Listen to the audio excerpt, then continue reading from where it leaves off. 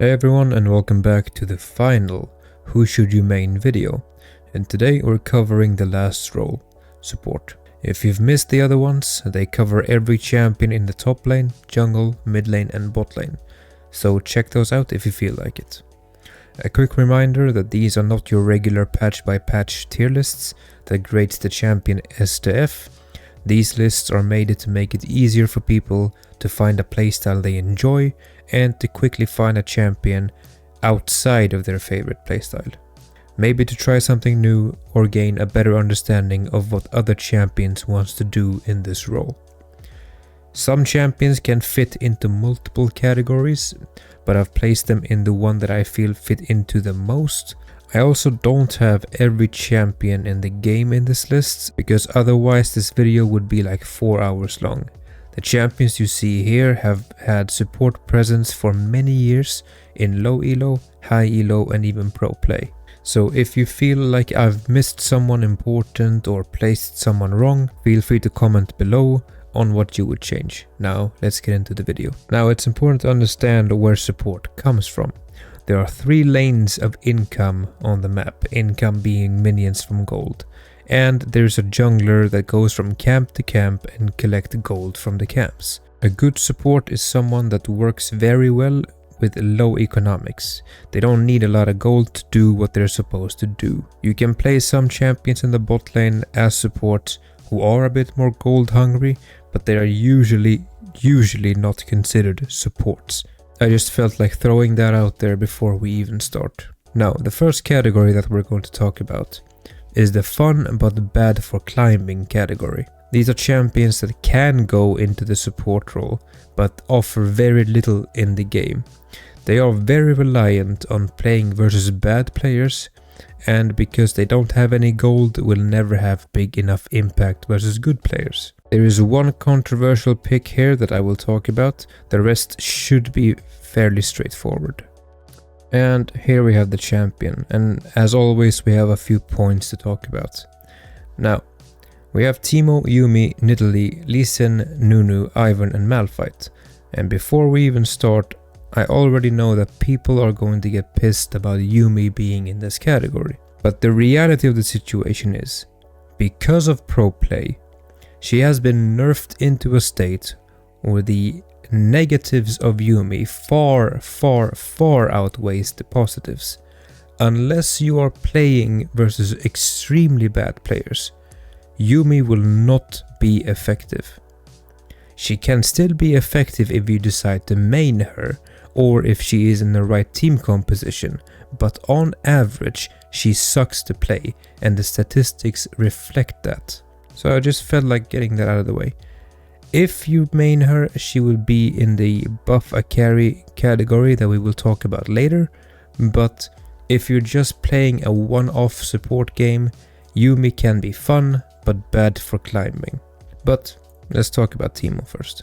Blind is the only reasonable tool he has in the laning phase, and that is not enough versus good players. If you're playing Teemo support in any respectable elo, people will always buy sweeper, they will scout out all your mushrooms, you will not be allowed to play. If it's even shown early that you are playing Teemo support, people will pick a ranged support into you and outpoke you. It can be fun to play Teemo support against bad players, but just know that as you climb, this champion will become more and more useless.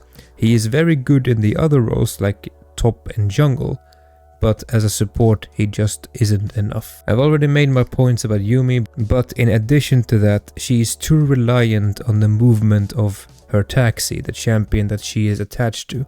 She doesn't have enough agency on her own, and as I said before, because of pro play, she is nerfed into oblivion. She's not worth playing. Then we have Nidalee. Without a decent amount of AP, her Q deals no respectable damage as an under-leveled support. W is a very bad laning spell and doesn't offer much value, and her E heals for very little. On top of that, she doesn't really have a combat ultimate, so her hitting level 6 isn't as big of a power spike as someone like, say, Leona hitting level 6. Then we have Lee Sin. Only works if you are a Lee Sin god. You're powerful level 1 to 3, but as soon as the opponents get some levels, you fall behind pretty hard unless you are snowballing early. Nunu. You have to play versus really bad opponents for Nunu to even be functional. Any type of hard CC ruins Nunu and his snowball mechanics, and even though he can trade a little bit and heal up, you don't offer any value at all. Ivern. Works very well with Rengar on your team, or if you're playing Ivern Rengar bot lane, but otherwise you get poked out very easily. You can have some early success level 1 to 3 if you catch people off guard, because people don't really expect your damage. And then we have Malphite.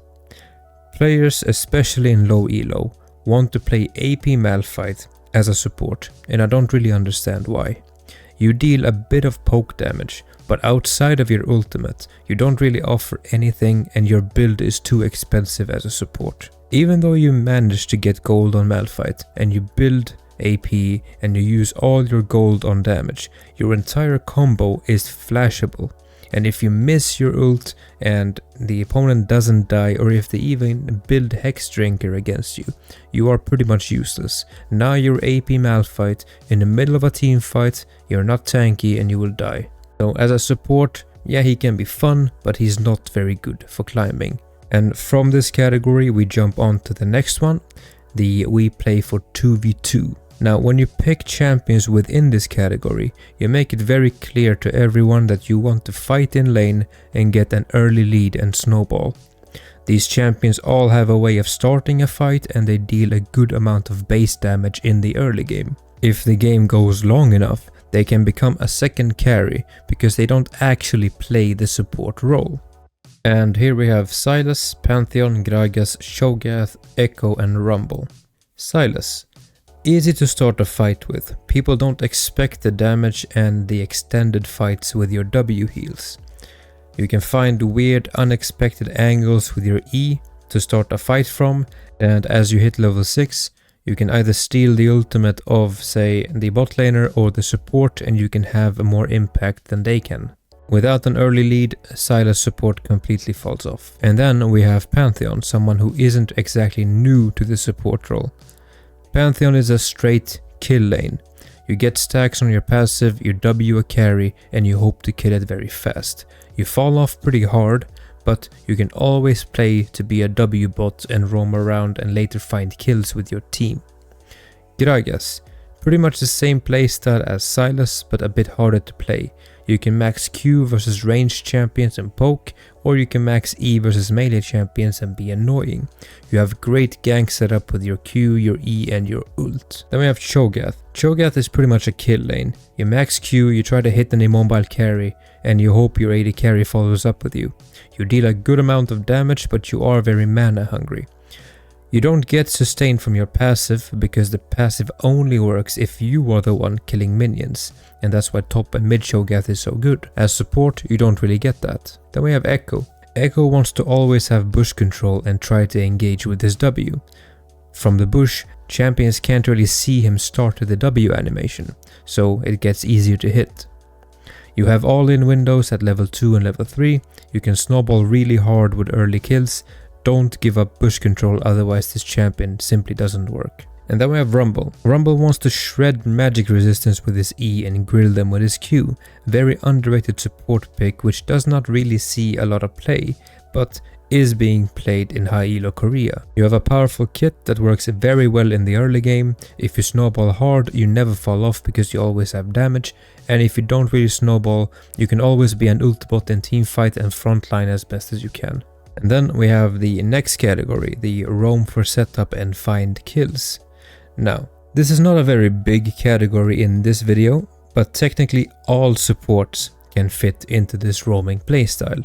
Here I have just placed champions that does not really fit into another category, or just simply are really good at roaming and that is their main function. And I'm only placing 2 champions here, I'll explain why later. But we have Bard and we have Twitch. Bard fits multiple roles, but really excels at roaming with the jungler and finding good 1v3 angles to fight with.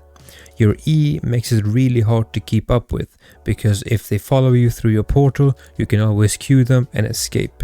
On top of that, later you have really good uses for your ult. You can stop Herald, you can ult a carry without a flash, you can force flashes.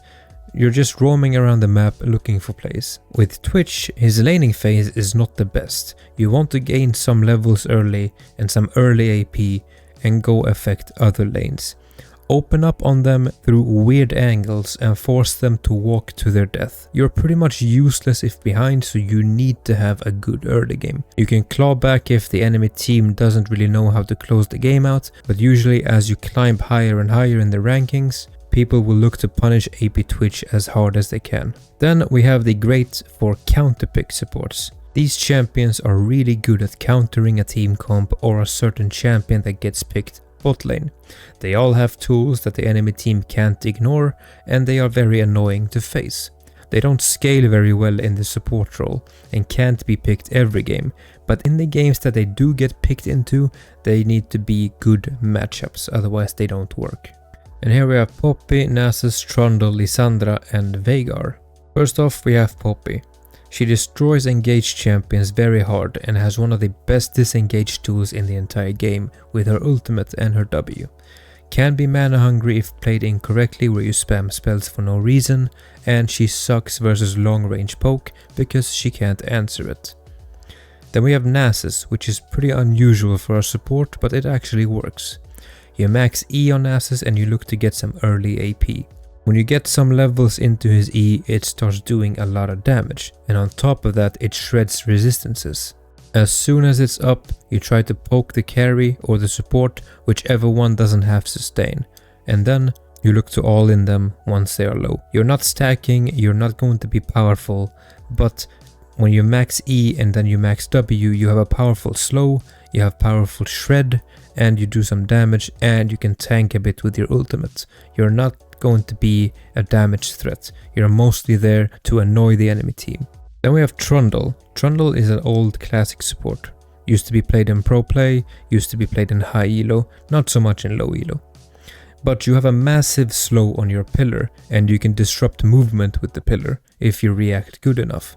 You can fight early with your Q and your W, and later on you destroy tanks by ulting them and stealing their stats. Not only do you get tanky, but the tank on the enemy team suddenly gets a one-shot by your team, so his ultimate can be double purpose. Even though you are falling behind as Trundle, you can always ult someone that your team has issues killing. Then we have Lissandra, who's probably the newest off-meta addition to the support role. Picked by Mickey X in the LEC and then it got played in the world stage. As Lissandra, you want to CC squishy champions that want to dive in. Stuff like Rakan, Twitch and Pyke gets in really close and can be hard countered with your R and your W. You don't really play her for damage as you deal very little without any gold income and AP. You play for CC only. Lissandra is also a really good pick into Yuumi because you can CC the champion that she is attached to and hold them down for 3-4 seconds. And lastly we have Veigar. You place the cage on top of your carry and now the enemy team can't really get to them without waiting it out. It can give you time to escape. Or if the enemy team engages, you can place the cage on top of them and now they can't get out. Champions like Alistar, Pyke and Rakan gets very hard countered by Veigar because they can't deal with his cage. Alistar can't do his combo, Pyke can't escape with his W, and Rakan can't dash back to his carry. And now we are on to the non-traditional poke and CC champions. Here we have champions that come from other roles because they either offer huge CC or a good amount of poke damage that is annoying to deal with. These champions fall off pretty hard unless you have a lead in the laning phase because they are very squishy and not good when playing from behind. And here we have Ashe, Heimerdinger, Nico, Fiddlesticks, LeBlanc, Shaco, Ziggs, Jarvan, yes I said Jarvan, Misfortune, Zoe and Ezreal. Ashe. You have good damage early, you try to be annoying with your W poke and your slows on your auto attacks. You are very good versus melee champions because you can really abuse your range. You have good picking tools with your ultimate and you can scout the enemy jungle pretty easily with your E. Then we have Heimerdinger. Heimerdinger is very good versus hook champions, because if they want to hook him, he can always place a turret in front of himself and then the hook champions will hook the turret instead, and Heimerdinger will always be safe. It does require fast mechanics, but a bit of practice and you can get it down pretty easily. Heimerdinger support is very hard to gank, just like any type of Heimerdinger, because your turrets are actually quite hard to deal with, especially if the champions chasing you are melee. Bully as much as you can, but don't overcommit as Heimerdinger, because when you step out of the range of the turrets, you don't actually deal enough damage, and you will get blown up. Then we have Nico. Nico is really tough to play against. Your root goes through the minions and is pretty easy to hit, especially when they stand still to CS. Your ultimate is really powerful, especially when you can hide it in the form of a cannon minion or a normal minion. Flash ult as Nico is very powerful and it can catch people off guard and really win you a team fight. But in general, just poke and look for good engages. Fiddlesticks, you need to go arcane comment and you want to have bush control the entire laning phase. You spam silence and you poke people down. You provide constant fear from the bush and you threaten them with your ultimate. If they disrespect your range and they walk up a bit too far, you can ult in and hope for a good team fight. LeBlanc, same as Fiddlesticks but only for poke. Sucks versus all-in team comps or champions like Samira or Yasuo because they can deny her entire kit. You don't have sustain, so you can't take bad trades. Then we have Shaco. Really annoying to play against as a melee champion because they don't have a reliant way of dealing with your boxes. As Shaco, you want to play with your boxes a lot. You either want to lure them into the boxes, or when you fight them, you want to make them fall back into your boxes. You want to do constant small trades that benefit you in the long run, because that allows you to get easy kills. Shaco is not really the best champion, especially as a support AP pick, to just quickly 100 to 0 someone. That's not exactly what he's good at. Then we have Ziggs. QQQQ. You try to poke as much as you can. Try and not hit the minions because you don't want the lane to constantly push away from you. Use your W to kill the tower very quickly and move from lane to lane and do the same thing with your AD carry. As soon as a fight starts, you want to place your E under the AD carry so that they have to walk through it to get to you, or you want to ult them and force a flash in most cases. Then we have Jarvan. You go the Air Keystone, you max E and you spam the spell. Hard to dodge and it deals a lot of damage. You don't EQ in all the time unless it's a gank or a free kill. You want to Q, get them low, E, constantly do that trade without actually dashing in. And then you look to kill once they are low enough. Next up we have Misfortune, who originally came into the support role I think in 2015 or 2016 when she was picked as a counterpick against Zyra, because if you maxed her E you would one-shot Zyra's plants. But she still played in the exact same way as a support. You max E, you poke the AD carry or the support, whichever one doesn't have sustain, and you hope to get them low enough for an all-in.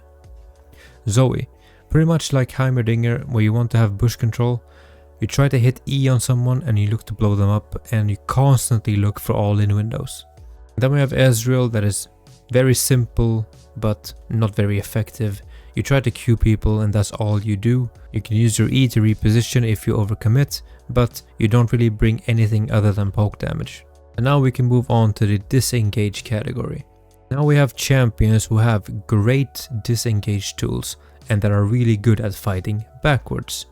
They are great if the enemy team only has the option of diving you, and they can either stop it or turn it around very easily. They can work as engaged champions as well, but they are better at disengage and fighting backwards. And here we have Braum, Tahm-Kench, Shen, Maokai, Sett and Zac. Braum, one of the best defensive supports in the game. You can queue for a massive slow and allow others to proc the stun for you with auto attacks. You can use E when a fight is really going on and you want to block high impact spells. And you can use your ultimate when you get too close and you feel like now is the time to turn the fight around. Easily one of the best kiting and defensive supports in the game. Then we have Tahm-Kench. Really hard to get on top of the carries when he queues you for a good slow every few seconds. He can always turn around and engage with his W under the ground, or eat the carry and simply dip out of the fight. He has been nerfed as a support and more forced into the top lane role, but even though it is nerfed, you can still find good play with it versus the right team comps. Then we have Shen. Works very good versus auto attack based teams because of his W, things like Tryndamere, Yasuo, Yone. People fear getting taunted, so they usually don't walk at you in a straight line, and your ult has a lot of value. Not only because you can ult the carry in a team fight, but if you have a split pusher that's getting collapsed on, you can ult them and turn a 2v1 into a 2v2. Then we have Maokai. Your Q is great to get people off you or simply do damage to them. Your W is great for sticking on top of other people or to hold them down for something big like Misfortune ult. Your E is a great way of scouting bushes and annoy people because it's slow, and your ultimate is really good at creating space for your team, either backwards or forwards. Then we have Set. Set's dream is simply to ult the tank into his own team. Look to run backwards and wait for the enemy front line to take their position at the front and try to ult them backwards into the team. Can be a really good peeler versus low range teams because of his E. He deals a lot of damage and he has a pretty easy way of just yeeting someone out of a fight that he doesn't want to be near his carries. Lastly we have Zac. Works well as an engage champion but also disengage. When people get on top of your carries, you can pop your ultimate and create chaos. You can also look for engages with your E and your Q, and you are generally quite hard to deal with. Moving on, we have the engage champions. Just like the previous category, these are champions with great CC tools for teamfights, but they excel at going forward, even though they can also peel and play backwards. Here we have Alistar, Amumu, Leona, Rel, Rakan and Annie. First up we have Alistar. Really good at starting fights. Look for picks in lane with your WQ combo, and you want to get level 6 as fast as you can.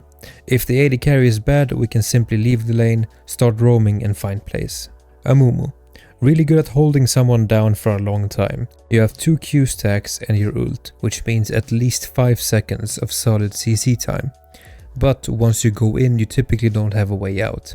Amumu is really good versus assassins that wants to dash around and are really fast. He can hold them down and, with the help of his team, kill them pretty easily. Then we have Leona. Similar to Alistar, but you have easier access to fights because you can ult from range and then engage. And then we have Rel. She plays exactly like the 3 champions before her, but you try to look for multi-man engages. One good Rel teamfight can win you the game. People don't really expect the amount of CC that Rel can provide. Moving on, we have Rakan. Rakan is a bit different.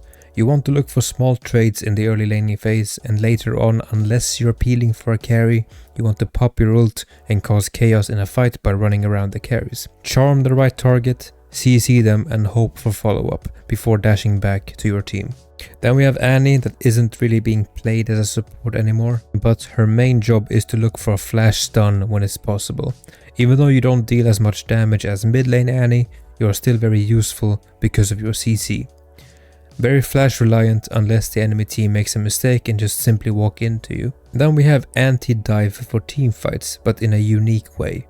Sometimes when you have a single carry and multiple people want to kill that carry, then it's not enough to simply CC them, you gotta do more. Here we have champions that are great at making it really difficult to kill a carry, but they do it in a very unique way that only their champion can do. And here we have Taric, Galio and Renata. Taric, the ability to have 2 stun angles makes it hard to engage for the enemy team.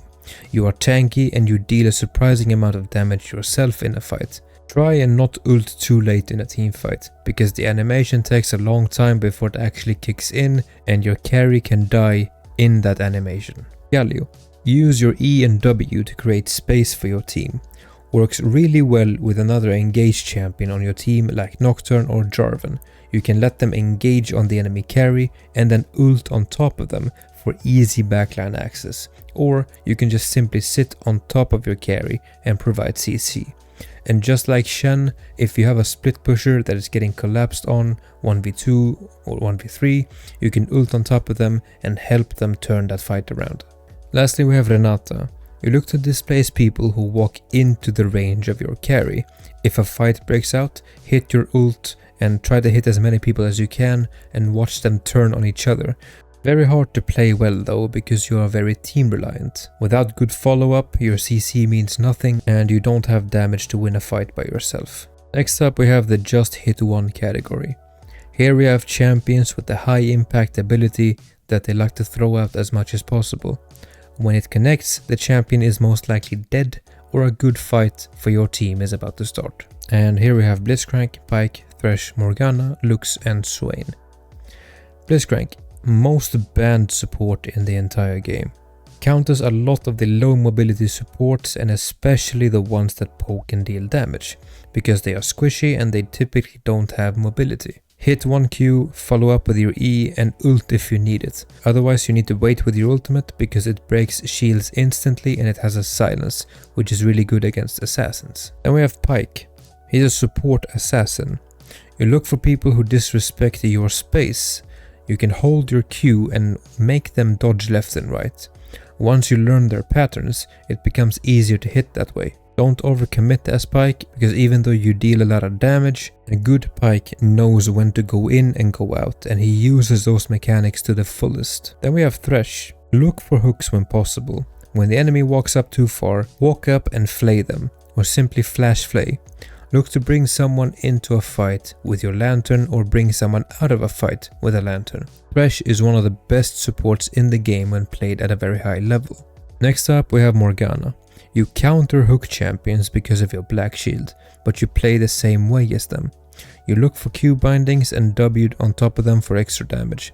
In big team fights you can look to ult multiple people and hold them down or sit on top of the carry and provide space for them.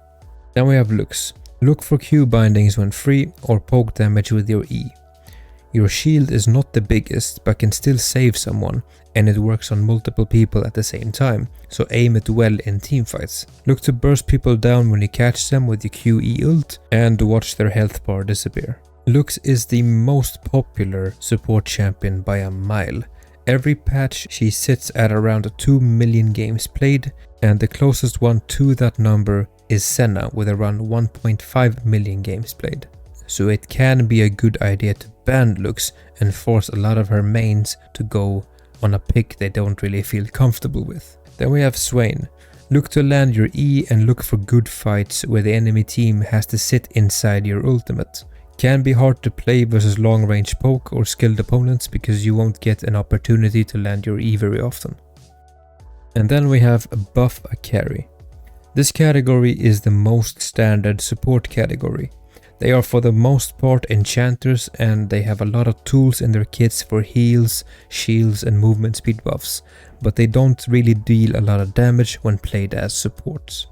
They are really good at protecting and buffing a carry in unique ways and can win the game that way. The key to them is protecting and buffing the right person and not just tunnel visioning on the AD carry like so many people do. And here we have Janna, Karma, Milio, Nami, Soraka, Sona, Orianna, Seraphine and Zilean. Janna works very well against people who want to engage on you because you can completely deny them engage with your Q and your ult. You shield the carry, you slow the enemy, you provide space. Very simple to play. Karma hits like a truck in the early game, especially with Mantra Q. She falls off later, works very well if melee champions wants to get on top of the carries because you can root and slow them while speeding the carry at the same time.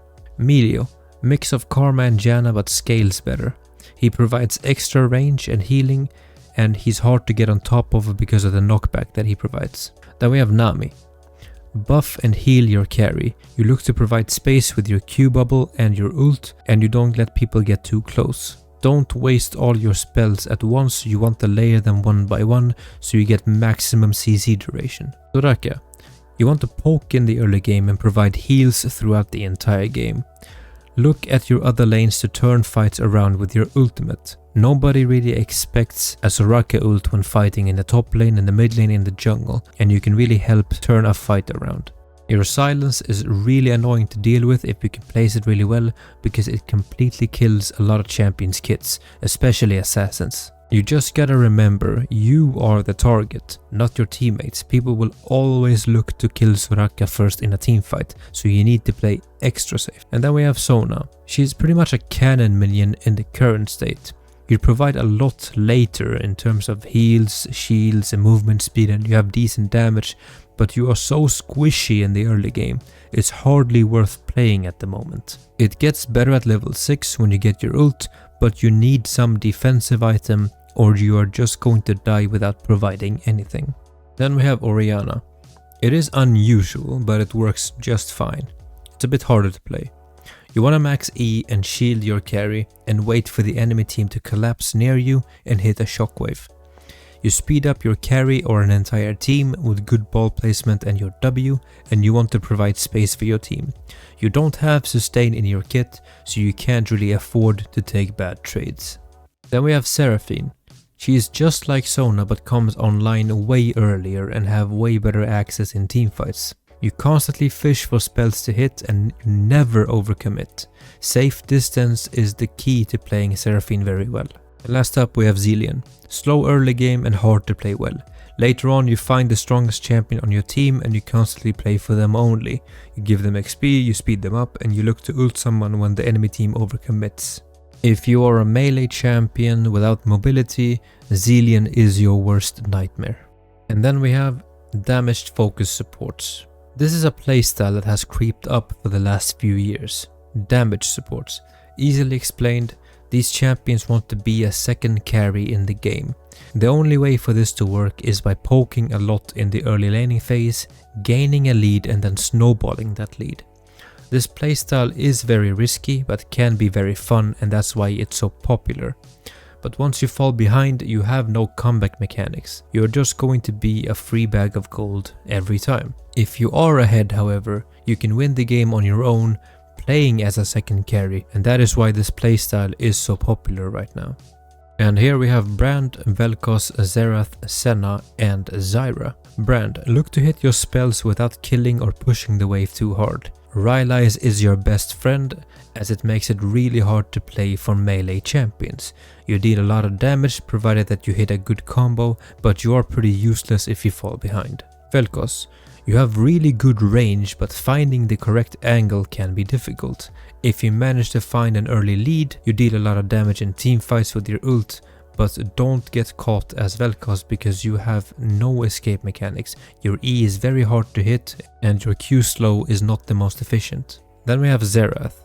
Mix of Brand and Vel'Koz. You have good damage, long range. You need to save your E for when people get close to you. Your ult can be difficult to hit, but if you can learn the pattern that the enemy carry is dodging in, you can predict where they go and that way hit more ultimate procs. Senna.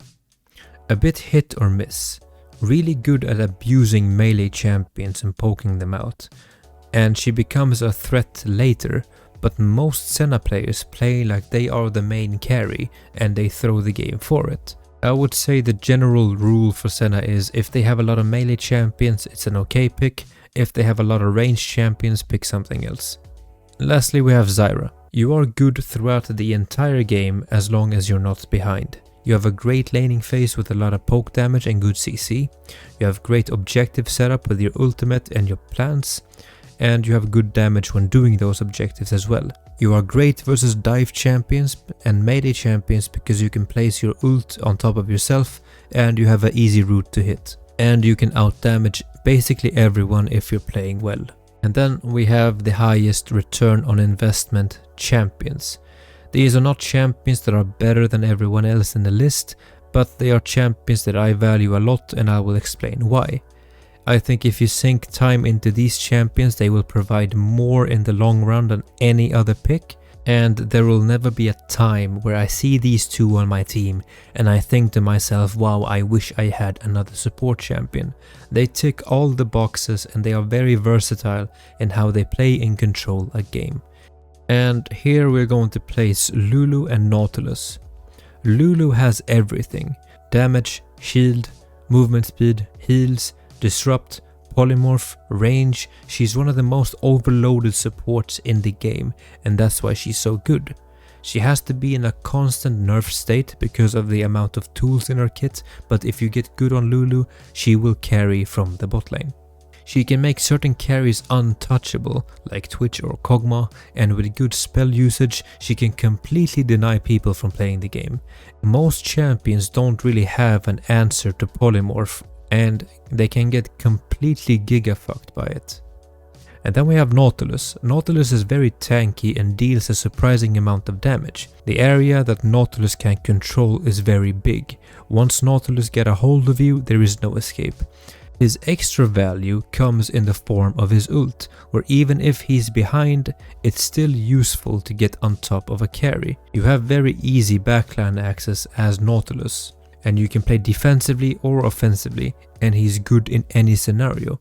He survives a lot of poke damage because he's very tanky, he has fantastic setup in the laning phase, you have great vision setup, and you're just amazing at catching people out. And on top of that, you can try and use the very weird hitbox of his Q, because people don't really expect to get hit by a Nautilus hook when it looks like it's going to miss them by a mile and it still connects. And that makes him really, really good. And that's it. We've covered every champion's playstyle in 5 roles in 5 videos. All 165 champions in the game, except for the new champion, which I think is called Wei, but a video on him is coming very, very soon. I'm very happy with the support that these videos have gotten. You guys are very engaged with the content and you provide a lot of feedback, which I really appreciate a lot. Thank you so much. There's a lot more videos coming that aim to help people with League of Legends in general, and if you don't want to miss out, then hit subscribe and I will see you all very, very soon. Goodbye.